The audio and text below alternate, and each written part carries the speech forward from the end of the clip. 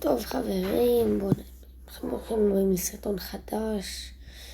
כפי שאתם יודעים, יש משחק היום של מכבי תל אביב, בית"ר ירושלים ומכבי חיפה. כפי שאתם, הכל פה לספורט, ואתמול היה פריז סן ז'רמן נגד טוטנהאם. אז היא הסתיים אתמול ופריז זכתה בסופר קאפ, אז בואו נראה.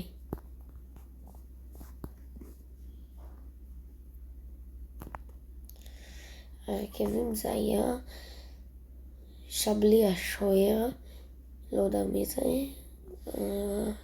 שבלי השוער, מנדז, פאצ'ו, ברקיני, משחקימי, רמוס, ויטיניה, קנגהין עם גול בדקה 90, אמבי, דמבלה, רואיז, סולונקה, ספנס, טל, גריי, בנדקשר, אז זה לא יודע,